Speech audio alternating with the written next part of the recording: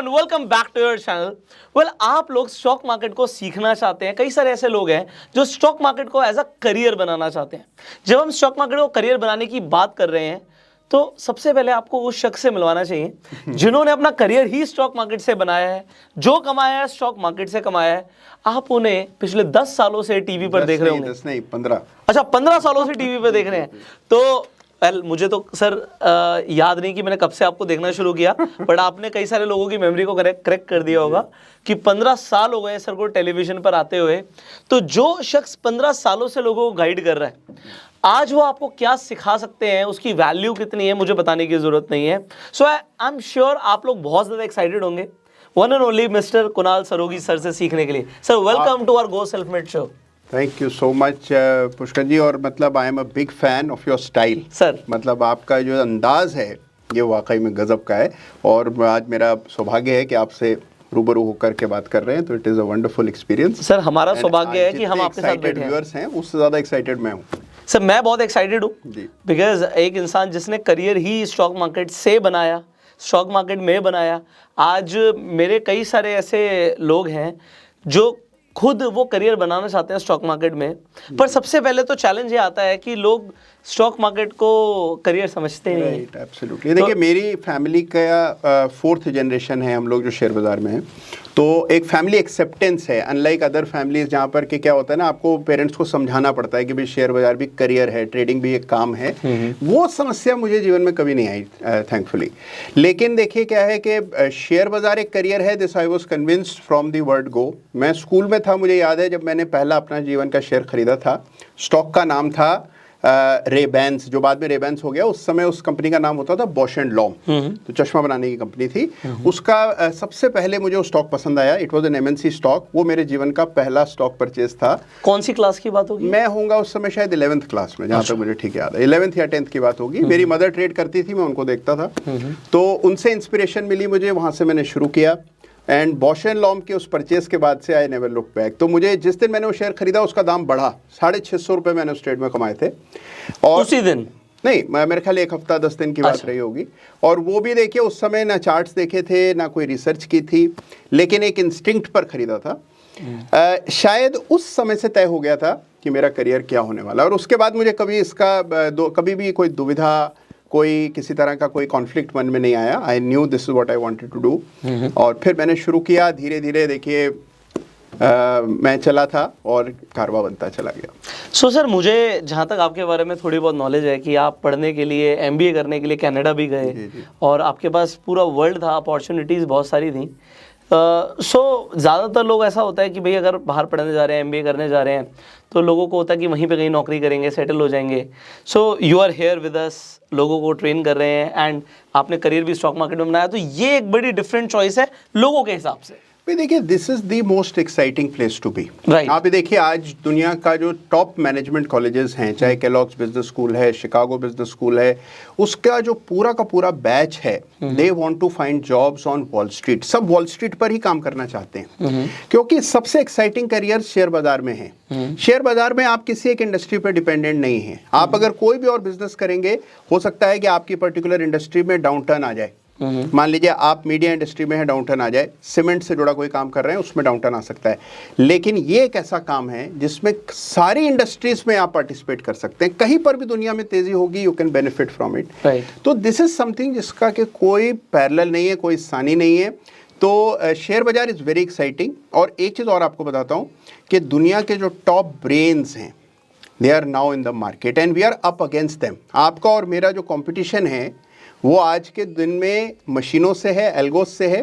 और उन एल्गोस के पीछे जो दुनिया के सबसे ज़्यादा बुद्धिमान व्यक्ति हैं, उनसे हमारा संघर्ष हो रहा है। एक मैं आपको किस्सा सुनाता हूँ, शायद आपने भी सुना हो कि जो न्यूटन थे, जिन्होंने जो अपने समय के, अपनी शताब्दी के सबसे ज़्यादा बुद्धिमान व्यक्ति होंगे, जिन्होंने इतने डिस्कवरीज की, पूरा फिजिक्स जो है उनके द्वारा बनाया गया है, लेकिन वो उन्होंने भी शेयर बाजार में मात खाई। तो he invested in South Sea company, जो उस समय का पेनी स्टॉक रहा होगा, और उसमें उन्होंने बड़ा नुकसान किया। और बाद में उन्होंने कहा कि मैं चांद तारों का मूवमेंट पहचान सकता हूँ, लेकिन ये इंसान के पागलपन का अंदाज लगाना बहुत मुश्किल काम है। तो स्टॉक मार्केट टफ है और इसमें दिमाग का इस्तेमाल होता है। सबसे अच्छी बात है कोई सिफारिश नहीं लगती है। आप कहाँ से हैं, कौन सी जाति के हैं, कौन से जेंडर के हैं, इन चीज़ों का कोई फर्क नहीं पड़ता है। कैसे दिखते हैं इस बात का कोई फर्क नहीं पड़ता है। तो this is a meritocracy, right. तो ये चीज़ जो है ये मुझे हमेशा से एक्साइटिंग लगती है और मुझे लगता है कि हमारे यहाँ जो टैलेंट है इससे जुड़ा, that is exceptional. Finance is something that runs in our blood. मतलब अगर देखिए आप विदेशों में जाएंगे, लोगों को छोटे मोटी कैलकुलेशन करने के लिए भी कैलकुलेटर लगता है।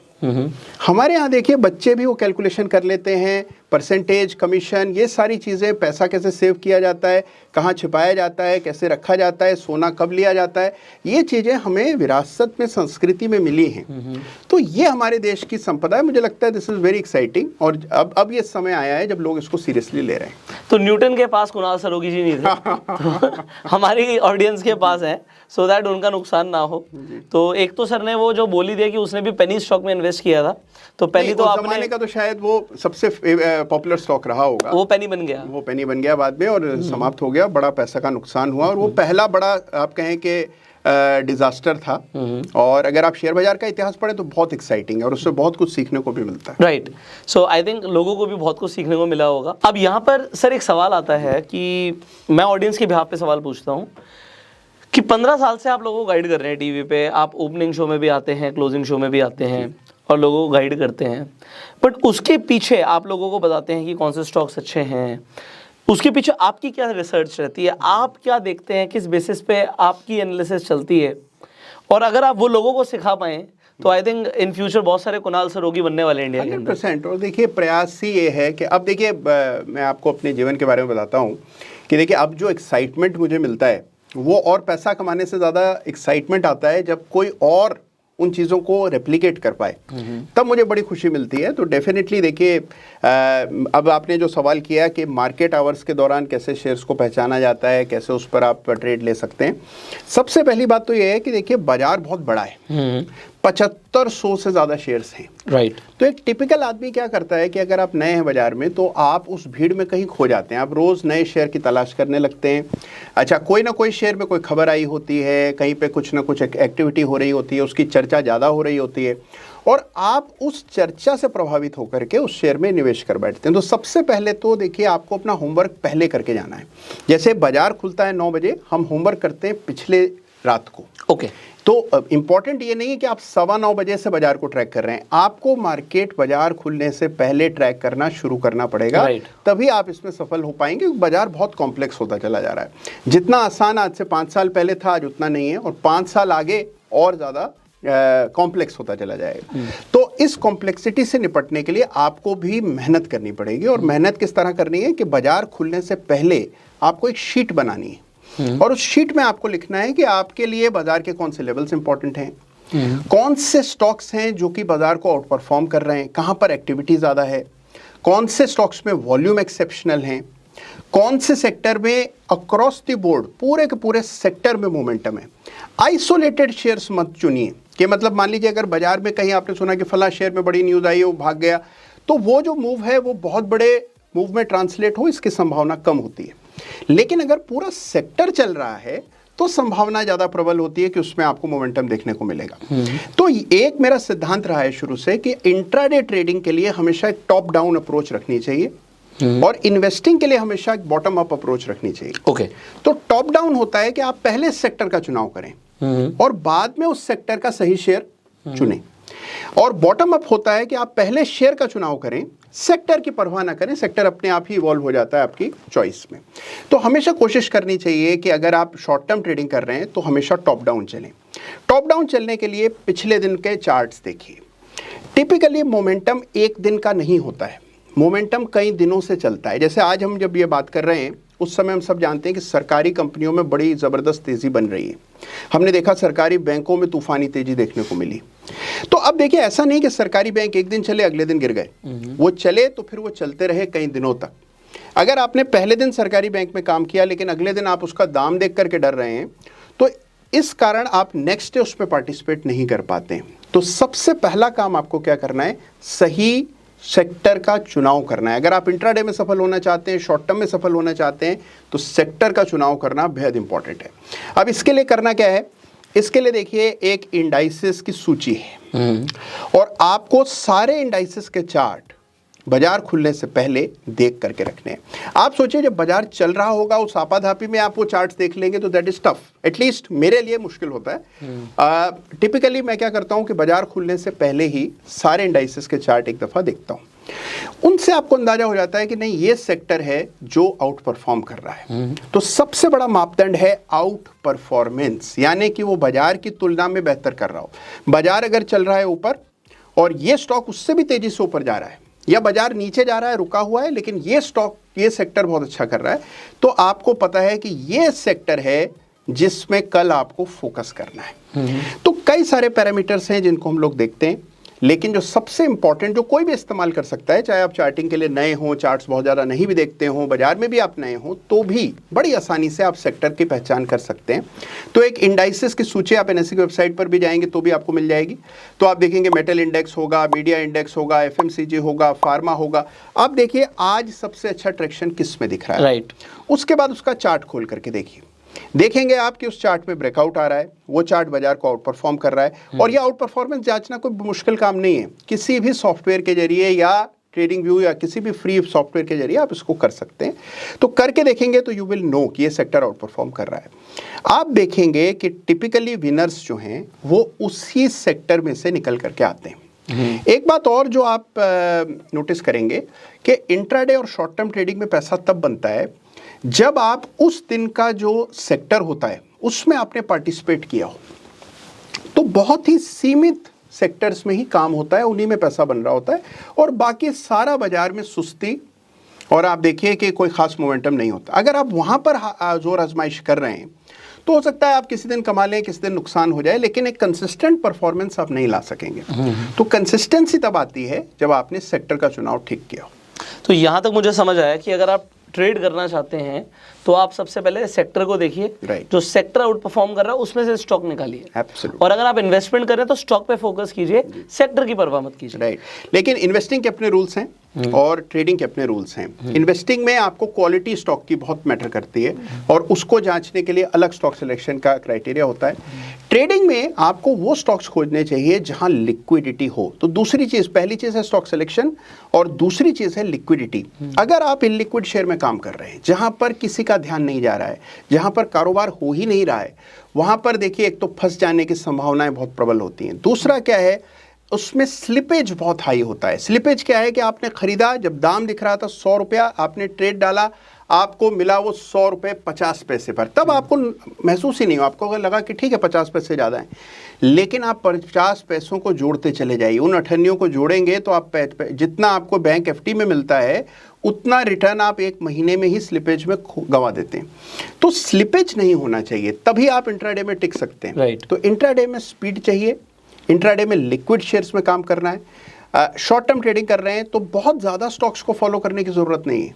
आप बहुत सीमित शेयर्स को अगर फॉलो कर रहे हैं तो भी आपको सफलता मिलती है। दूसरी चीज़ मैंने नोटिस की है कि अगर आप शॉर्ट टर्म ट्रेडिंग कर रहे हैं तो देयर आर टाइम जोन्स। पूरे दिन बाजार आप ट्रेड नहीं कर सकते हैं। तो समय होता है जब सबका फोकस बाजार पर होता है, जब सबसे ज़्यादा एक्शन हो रहा होता है। तो शुरुआती जो ट्रेड है पहला 1 घंटा, उस समय आप देखिए कि बहुत एक्शन होता है, नए ब्रेकआउट्स हो रहे होते हैं, स्टॉक्स कल के मुकाबले आज काफ़ी ऊपर या काफ़ी नीचे खुल रहे होते हैं और उसके चलते लोगों को अपनी पोजीशन से एग्जिट करना पड़ता है।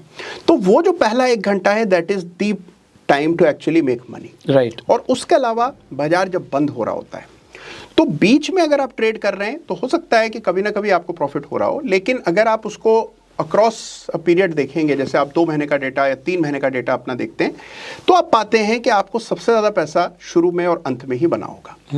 तो टाइम का ध्यान रख करके ट्रेड करेंगे तो you will be more successful. तो ये छोटी छोटी चीज़ें हैं जिनमें अगर हल्का फुल्का बदलाव किया जाए तो आप देखेंगे आपके रिजल्ट्स बहुत अच्छे आएंगे। एक सुझाव मैं सारे ट्रेडर्स को देता हूँ, वो है कि आपने जो ट्रेड आज तक किए हैं उनका ऑडिट जरूर कीजिए। आपकी सफलता की कुंजी आप ही के पुराने ट्रेड्स में है। क्योंकि आप कितना भी कुछ नया सीख लें, जब तक आप पुरानी गलतियां करना बंद नहीं करेंगे तब तक उसका कोई फायदा नहीं होगा। तो जो पुराने ट्रेड्स हैं उनके लॉग्स निकालिए, देखिए कि आपके लिए क्या चलता है क्या नहीं चलता है, कहाँ फंस जाते हैं आप, क्यों आपको बड़े नुकसान आ रहे हैं, आपकी समस्या क्या है। तो शॉर्ट टर्म ट्रेडिंग के अपने रूल्स हैं, और रूल्स क्या हैं कि भाई आपको ये पता होना चाहिए कि स्टॉक को मैं बहुत लंबा नहीं रखूंगा, मेरा इरादा ही शॉर्ट टर्म का है। स्टॉप लॉस, टारगेट, एग्जिट्स, इन चीज़ों के प्रति बहुत ज़्यादा फोकस्ड होना पड़ता है।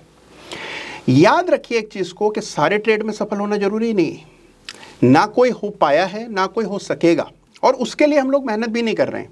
हमारा ऑब्जेक्टिव क्या है कि most of the trades go in our favour, बस। और जैसे ही आप ऐसा सोचते हैं वैसे ही आप देखिए आपकी सफलता का दर बढ़ जाता है। यानी कि हमें देखिए टॉप परसेंटेज नहीं लाना है, हमें पास होना है। तो अगर आप पास होने की दृष्टि से ट्रेड करेंगे तो चीज़ें बड़ी आसान हो जाएंगी।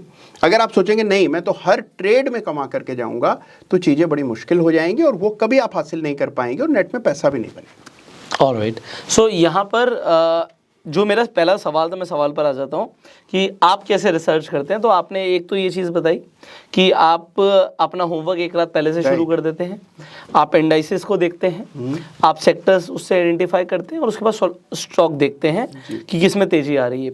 इसके अलावा sir what do you see? देखिए एक चीज़ और मैं यहाँ कहना चाहता हूँ, दिस इज अगेन अ मंत्रा, जो भी नया ट्रेडर आज इसको देख रहा है उसको कहीं ना कहीं कॉपी पेन, आपके पास कोई भी कागज़ का पुर्जा हो तो लिख लीजिए। This is something which is again my life experience जो मैं आपके साथ शेयर कर रहा हूँ, और वो ये है कि देखिए पैसा बनता है जब आप कुछ ऐसा कर रहे हो जो कि डिफिकल्ट हो। तो याद रखिए कि ईज ऑफ बाइंग ये एक चीज़ है जो आपको देखते रहना है ट्रेड करते समय। ईज ऑफ बाइंग क्या है कि जो ट्रेड बहुत आसान है लेना, जो आपको लग रहा है इसमें तो ये तो बिल्कुल साफ दिख रहा है, वो ट्रेड टिपिकली पैसा नहीं देता। जो चीज़ आपको मुश्किल लग रही है, जैसे मान लीजिए कोई स्टॉक खुला 5% ऊपर, कल बंद हुआ था 100 रुपए पर, आज खुला 105 रुपए पर। अब आपका इंस्टिंक्ट क्या होगा, यार ये तो इतना ऊपर खुल गया, अब इसको क्या लें। तो आप देखेंगे वहीं पैसा बनने वाला है जो आप नहीं कर पा रहे हैं। लेकिन अगर मान लीजिए कोई शेयर है 100 रुपए का, वो खुला है बहुत नीचे 90 रुपए पर, अब आपको लग रहा है यार इतना गिर गया, एक बार कल के रेट पर आ जाए तो वाह 10 रुपए कमा लेंगे। तो that is a easy trade to make. तो आपको ये सोचना है कि हमेशा फोकस होकर कॉन्शियसली आपको ईज ऑफ बाइंग जिन ट्रेड्स में है उनसे दूर रहना है। जो ट्रेड डिफिकल्ट हैं वहीं पैसा बनता है, उसके लिए अपने आप को मानसिक रूप से तैयार करना पड़ता है। और शॉर्ट टर्म ट्रेडिंग में जो सबसे बड़ी चीज़ है दैट इज़ रिस्क मैनेजमेंट। तो आपका रिस्क अगर ख़राब है, देखिए तब तो अगर आप रिस्क मैनेजमेंट पर फोकस नहीं है, अब रिस्क मैनेजमेंट थोड़ा अनग्लैमरस कॉन्सेप्ट है, इसलिए उसकी चर्चा आमतौर पर कम होती है। हम लोग फोकस करते हैं इंडिकेटर्स पर कि एक होली ग्रेल इंडिकेटर है जिसमें आप यहाँ बाय करें यहाँ सेल करें पैसा बनेगा। लेकिन आप कितने ही इंडिकेटर्स के बारे में जान जाएं, पैसा नहीं बनेगा जब तक कि आपका रिस्क मैनेजमेंट पुख्ता नहीं होगा। तो सारा फोकस करना है on managing risk. Short term trading is all about risk management, right. तो उस पर फोकस करना चाहिए। तो देखिए जो पॉइंट मैं आपसे कह रहा था पुष्कर, वो ये है कि देखिए सबसे पहले आपको सेक्टर पहचानना है। जैसे अगर इसको एक एग्जांपल से समझते हैं तो आप देखिए कि अभी निफ्टी बैंक जो निफ्टी पीएसयू इंडेक्स है, पीएसयू बैंक्स इंडेक्स है, इसमें हमने देखा है कि बड़ा ज़बरदस्त ट्रैक्शन बना है। तो ये देखिए ये आपके सामने इंडेक्स है। तो सबसे पहला काम आपको इंडेक्स को देखना है। एक चीज़ और मैं यहाँ कहना चाहता हूँ कि देखिए बाजार की दिशा को तरजीह देनी है आपको। आप ये नहीं कर सकते हैं कि मार्केट डाउन है और आप उस दिन तेजी की पतंग उड़ा रहे हैं। आपको मार्केट को ध्यान में रखकर ट्रेड करना है। तो if the markets are going down तो सेल साइड की ट्रेड खोजिए। अगर आप शॉर्ट करने में कंफर्टेबल नहीं है तो किसी ने कहा नहीं है कि शॉर्ट करना है, आप मत कीजिए। आप केवल लॉन्ग साइड की ट्रेड खोजिए, और जिस दिन बाजार गिर रहा हो उस दिन थोड़ा बाजार से दूर रहिए। तो कभी कभी नहीं ट्रेड करने में भी फायदा होता है। राइट। तो पहला काम इंडेक्स को देखिए, इंडेक्स पर एक व्यू बना लीजिए कि इंडेक्स पॉजिटिव है, नेगेटिव है या साइडवेज है।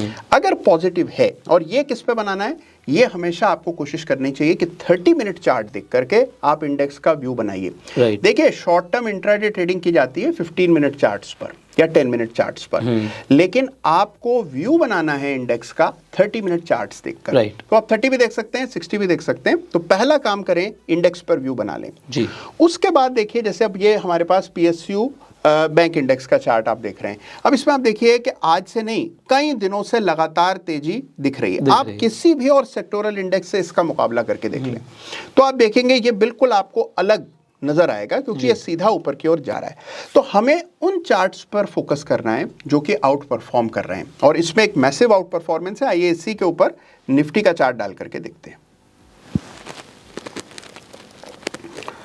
तो देखिए, ये आपके सामने मैंने इसी चार्ट पर निफ्टी डाली, और आप देख रहे हैं कि अब आप खुद ही देखिए, चाहे आपको चार्टिंग आती हो या ना आती हो, आप देख पाएंगे कि इसमें जमीन आसमान का फर्क है कि ये किस तरह से आउट परफॉर्म कर रहा है। और ये आउट परफॉर्मेंस कुल मिलाकर शुरू हुई यहाँ पर।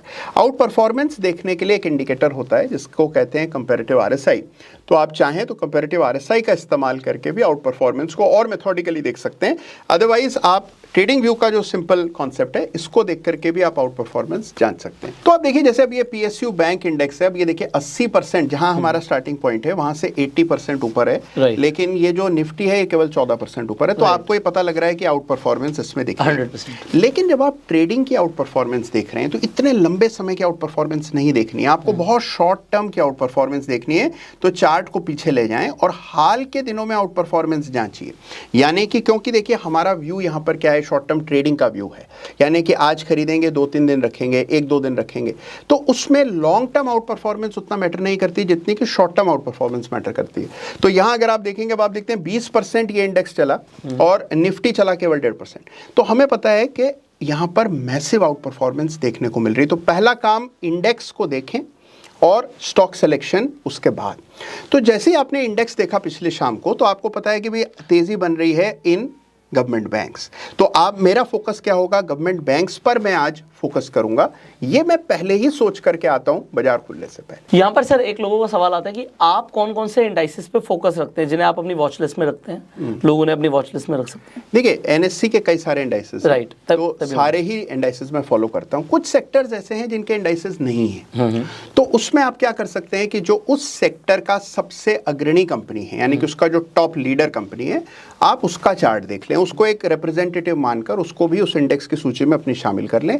अलग से एक वॉच लिस्ट बना लीजिए इंडेक्स की और उसको नियमित देखा करें, तो आपको वक्त भी नहीं लगेगा और आप नियम अनुसार सारे इंडेक्स बाजार खुलने से पहले देख लें। नहीं, जैसे मैं यहाँ पे सवाल इसलिए पूछ रहा हूँ क्योंकि लोग जैसे निफ्टी बैंक निफ्टी ट्रैक करते हैं, फिर निफ्टी भी देख लेते हैं। अब निफ्टी पीएसयू बैंक है या निफ्टी मीडिया है, तो लोग आईटी पे थोड़ा ज्यादा फोकस होंगे, मीडिया को इग्नोर कर दिया। तो मतलब आप तो सारे ही देखते हो, फिर भी जो आपके टॉप सिलेक्टेड इंडाइसेस हैं, नहीं देखिए, मैं सारे इंडेक्स देखता हूं। मैं अपनी सूची बता देता हूं आपको कि मैं 750 स्टॉक्स को एक्टिवली ट्रैक कर रहा हूं। तो 750 शेयर्स में एक लिस्ट है जिसको निफ्टी 500 कहते हैं, जिसमें 500 टॉप कंपनीज हैं। उसके अलावा निफ्टी माइक्रो कैप इंडेक्स है, उसमें 250 स्टॉक्स हैं। तो वो 750 शेयर्स की एक सूची हो गई।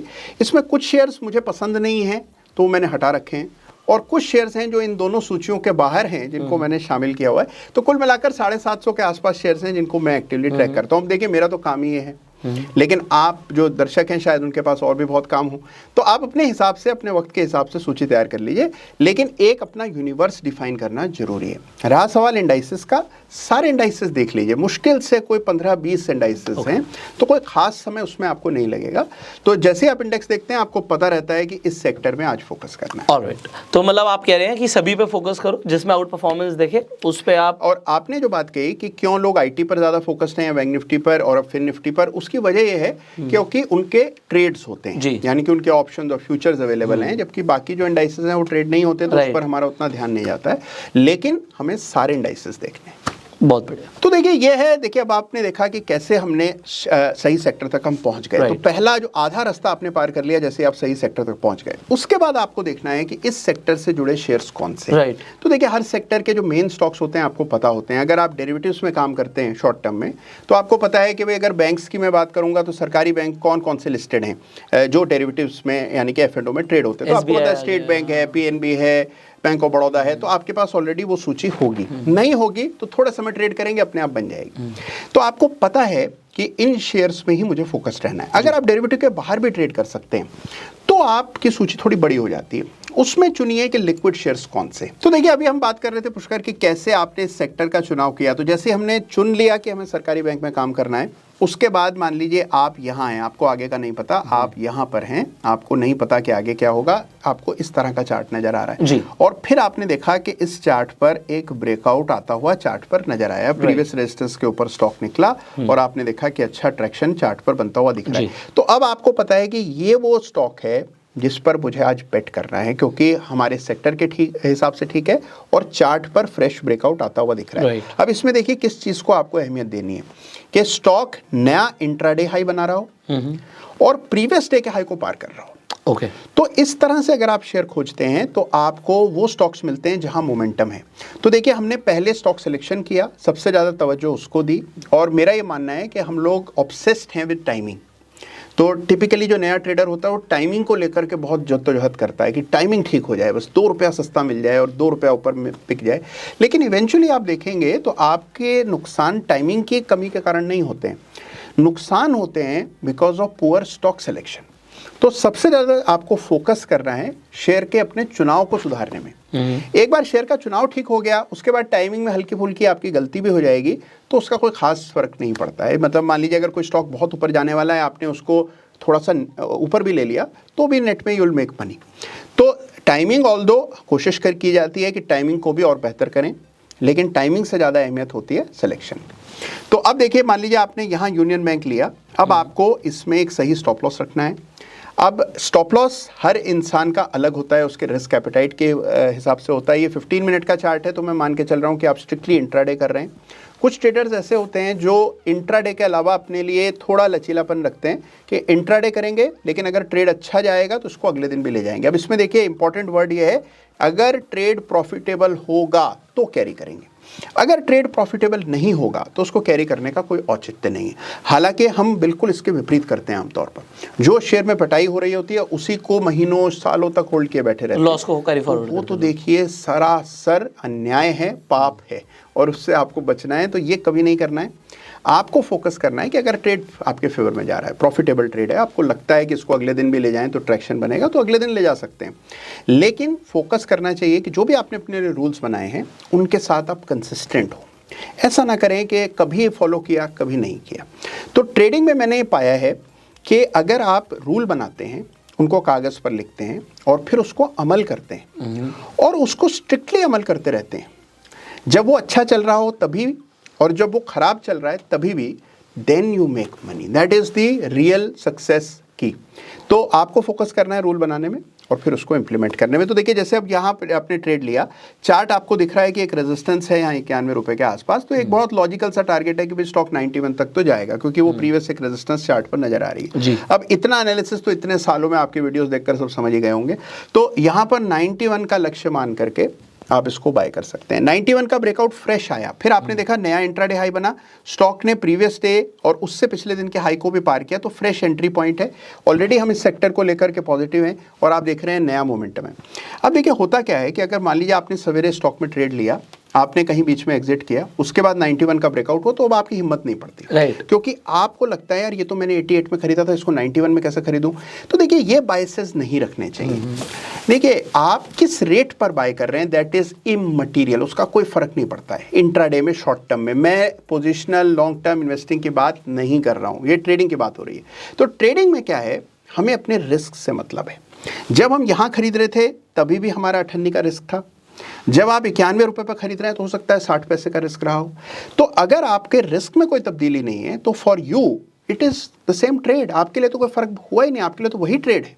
तो अगर आप 91 पर बाय कर रहे हैं, आप उतना ही स्टॉप लॉस रख रहे हैं, तो आपके लिए कुछ भी नहीं बदला। शेयर का भाव चाहे 90 हो, चाहे 100 हो, चाहे 50 हो। तो यहां जब आप बाय कर रहे हैं आप देखते हैं कि फ्रेश ब्रेकआउट और फ्रेश एंट्री पॉइंट आपको मिलता है।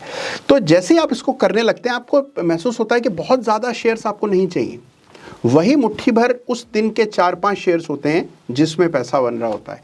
तो आप क्यों उस शेयर को छोड़कर नए शेयर की तलाश में जाना चाहते हैं, जो शेयर चल रहे हैं जिनमें नया मोमेंटम है। अब देखिए एक छोटा सा आपको मेंटल टूल देता हूं। देखिए जब आप 91 पर इसको बाय कर रहे हैं, आपके लिए खरीदना इतना मुश्किल हो रहा है, तो आप सोचिए बाकी लोगों के लिए खरीदना कितना मुश्किल होगा। आप तो फिर भी स्टॉक में पैसा कमा चुके हैं, आपने एक ट्रेड ऑलरेडी लिया है, लेकिन जो इसमें नई एंट्री देख रहा है उसके लिए कितना टफ होगा ये ट्रेड लेना। तो जो मैंने पॉइंट पहले कहा था कि ईज ऑफ बाइंग, तो this is a difficult trade to make, बाकी लोगों के लिए मुश्किल है, तो ये ट्रेड तो देखिए बिल्कुल लेना चाहिए। तो जहां आपको लगता है कि मोमेंटम बन रहा है वो स्टॉक्स चलते हैं। दूसरी एक चीज़ आपको बताता हूं कि जो लास्ट आवर में ट्रेड्स हैं उसमें आप देखते हैं कि जो उस दिन का सेक्टर होता है जिसमें बड़ा मूव ऑलरेडी आ चुका होता है और एक फ्रेश ब्रेकआउट हो रहा होता है, वो ट्रेड्स जो हैं दे आर गोल्डन ट्रेड्स। बहुत वो बीटीएसटी के लिए भी बहुत अच्छे हैं। बीटीएसटी के लिए भी बहुत अच्छे हैं। इनफैक्ट अगर आप उसको डे एंड तक का टारगेट बनाकर, दिन बंद हुआ आपने क्लोज कर दिया चैप्टर, अगले दिन फिर से नई लड़ाई, नई स्लेट, नई कहानी, तो आप एग्जिट कर सकते हैं और 3:30 बजे उससे एग्जिट कर जाएं। आप चाहें, अगर आपको लगता है कि मोमेंटम बहुत अच्छा है, डेली चार्ट देखिए एक बार और देखिए कि उसमें ब्रेकआउट है, तो फिर आप उसको अगले दिन भी ले जा सकते हैं। तो कहने का मकसद ये है कि अगर शेयर का चुनाव ठीक हो तो आपको अवसर बिखरे नजर आएंगे। तो there is no dearth of opportunities, लेकिन उसके लिए आपको शेयर का चुनाव ठीक करना है। इनफैक्ट आज का ये यूनियन बैंक एक थोड़ा सा इधर कीजिए, मेरे हिसाब से अगर मैं इसे बाद में देखिए 94 पर बंद हुआ, अभी ये बंद हो गया और मेरे हिसाब से तो ये यहाँ से बीटीएसटी भी बनता है। अगर हमें इंडिकेटर्स में वॉल्यूम लें एक बार लीजिए जी जी, कि मेरे हिसाब से वॉल्यूम लास्ट आवर में बहुत अच्छे आए हैं। लास्ट आवर में वॉल्यूम्स बहुत अच्छे हैं। अगर यहाँ पे मूविंग एवरेज भी लगा देंगे तो मूविंग एवरेज से ऊपर गया है, सो ऊपर भी जा रहा है, तो कल के लिए it is a good. Although देखिए मेरा फोकस ये रहता है कि अगर आप बीटीएसटी ट्रेड एनालाइज कर रहे हैं तो always look at the longer duration chart before you make that decision. तो जैसे ये हम 15 मिनट का चार्ट देख रहे हैं, तो इसको आप स्ट्रिक्टली देखिए बहुत शॉर्ट टर्म इंट्राडे के लिए, और अगर आप इसको अगले दिन भी ले जाना चाहते हैं तो उसके लिए 30 मिनट या 60 मिनट का चार्ट एक मिनट। इसके आगे हम बीटीएसटी को कंटिन्यू करते हैं सर, थोड़ा सा उसके लिए भी गाइड कीजिए लोगों को। तो देखिए जैसे आप मान लीजिए इसी की बात कर रहे हैं या किसी पुराने एग्जाम्पल की चर्चा करते हैं।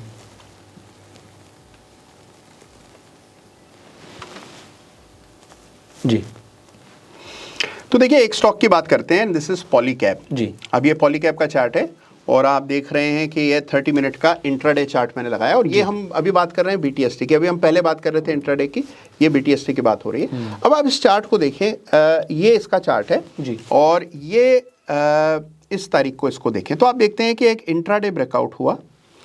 ये वॉल्यूम के बार्स देखिए, तो आप देखिए कि बहुत सब्सटेंशियल वॉल्यूम जंप हुआ स्टॉक में, ब्रेकआउट हुआ वॉल्यूम में भी, प्राइस का भी ब्रेकआउट है, और ये बंद होते समय हुआ, यानी कि जो आखिरी 1 घंटा ट्रेड का है वहां पर आप ये एक्शन आते हुए देख रहे हैं। ये स्टॉक लगातार आउट परफॉर्म कर रहा था पिछले कुछ दिनों से, और इसमें नया आपको ब्रेकआउट आता हुआ चार्ट पर नजर आया। अगर आप इसका लॉन्ग टर्म चार्ट देखेंगे तो रफली इन्हीं स्तरों के आसपास 2800 के आसपास एक रेजिस्टेंस थी, जिसको पार करके स्टॉक ने 2800 के ऊपर ब्रेकआउट दिया। अगर आप इसको 3:30 बजे देख रहे हैं तो आपको पता है कि this can be a ट्रेमेंडस BTST, और आपने देखा अगले दिन खुला स्टॉक गैप के साथ, और उसके बाद सीधी बढ़त आपने आते हुए देखी, स्टॉक सीधा 3000 तक। एब्सोल्युटली सर, तो ये ताकत है। देखिए अब इसमें ये होता है कि अगर आप कोशिश कर रहे हैं तो ये जरूरी नहीं कि आपके सारे ट्रेड सटीक बैठेंगे।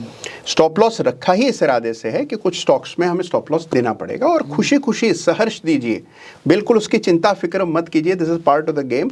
तो जिस तरह आप कॉस्ट चुकाते हैं कुछ भी खरीदने की, उसी तरह उसको मान करके चलिए कि बिजनेस में इन्वेस्टमेंट है, और उसके बाद जब रिटर्न आता है तो जबरदस्त आता है। अगर आप रिटर्न कम ले रहे हैं तब आप वो स्टॉप लॉस फंड नहीं कर पाएंगे, तो वो आपको हमेशा ध्यान रखना चाहिए कि रिस्क रिवॉर्ड आपका बराबर हो। नहीं, बिल्कुल आपने ठीक बात बोली।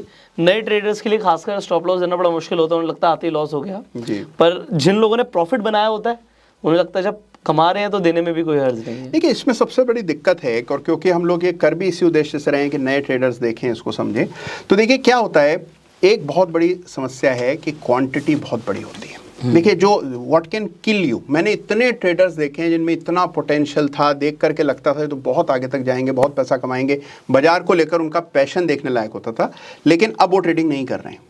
तो आप उनसे पूछें भाई क्यों छोड़ दिया आपने, क्या वजह रही, या उनकी आप अपनी शीट देखिए। कई सारे ट्रेडर्स मुझे अपनी शीट भेजते हैं कि ये मैंने इस महीने ट्रेड किया, आप देखिए एक बार उसका ऑडिट कीजिए। तो मैं देखता हूँ कि देखिए सबसे कॉमन मिस्टेक जो है वो है ओवर ट्रेडिंग। ओवर ट्रेडिंग अगर आप कर रहे हैं तो आपको कोई बचा नहीं सकता। आज आप बच जाएं लेकिन कल नहीं बच पाएंगे। तो सबसे इंपॉर्टेंट चीज़ क्या है, ट्रेडिंग डिसिप्लिन रखने में, पोजीशंस को छोटा रखना है। अब अनफॉर्चुनेटली देखिए आप डेरिवेटिव्स में काम कर रहे हैं तो आपके हाथ में ताकत कम है, क्योंकि वहां पर एक तयशुदा लॉट साइज है जिसमें कोई फेरबदल करना आपके हाथ में नहीं है, तो आपको एक मिनिमम 1 लॉट तो ट्रेड करना ही पड़ता है, और 1 लॉट भी कई लोगों के लिए बहुत बड़ा है। तो अगर आपको लगता है कि नहीं इसका रिस्क रिवॉर्ड इतना है या इसमें जो प्रॉफिट लॉस होता है उससे मुझे टेंशन हो रही है, मैं उसको संभाल नहीं पा रहा हूँ, तो किसी ने कहा नहीं है कि आपको डेरिवेटिव अभी ट्रेड करना है। आप पहले कैश मार्केट में अपने पाँव जमा लें और उसके बाद फिर डेरिवेटिव में ट्रेड करें। तो अपनी क्वांटिटी को सीमित रखने से ही आपको लॉन्ग टर्म में सक्सेस मिलती है। तो देखिए ये है पुष्कर पहला सबसे इंपॉर्टेंट फर्स्ट पार्ट। और देखिए अगर आपने अपना पहला होमवर्क ठीक किया हो, स्टॉक सिलेक्शन ठीक किया हो, तो आपको नुकसान को बड़ा हो जाएगा, इसकी संभावना कम होती है। आप नेट में पैसा ही कमाएंगे, लेकिन इसको और सुधारा जा सकता है, इसको और बेहतर किया जा सकता है, और उसके लिए इंडिकेटर्स हैं, पैटर्न्स हैं जिनका इस्तेमाल करके आप और बेहतर एनालिसिस कर सकते हैं, तो उनकी भी चर्चा करते हैं। सो आई थिंक आज आपने काफ़ी कुछ सीख लिया कुणाल सर से। सर ने बताया कि किस तरीके से सबसे पहले आपको, अगर आप इंट्राडे में ट्रेड करने वाले हैं तो आपको सेक्टर समझना है कि सेक्टर कौन सा आउट परफॉर्म कर रहा है, और उसके बाद आपने स्टॉक सिलेक्शन करना है। इनफैक्ट आपने BTST के बारे में भी सीखा है। पर अब इसके बाद जो नेक्स्ट चैप्टर आता है वो आता है कि सर कौन से इंडिकेटर्स यूज़ करते हैं, कौन से चार्ट पैटर्न्स पे वो फोकस करते हैं, और अगर आपने उन्हें समझा तो आप भी एक बेहतर ट्रेडर बन सकते हैं। सो आई थिंक नेक्स्ट वीडियो का आप सबको इंतजार रहेगा, और अगर आप उसे मिस नहीं करना चाहते तो चैनल को सब्सक्राइब कर लीजिए, बेल आइकन पे क्लिक कीजिए और इस वीडियो को शेयर कीजिए, जिससे मैक्सिमम लोगों तक ये नॉलेज पहुंचे और लोगों को पता लगे कि अभी बहुत कुछ सीखना बाकी है। अगर आप एक फुल टाइम ट्रेडर बनना चाहते हैं, आप स्टॉक मार्केट में करियर बनाना चाहते हैं, तो सर का और हमारी तरफ से प्रयास है कि आपको फ्री में वैल्यूएबल कंटेंट मिले।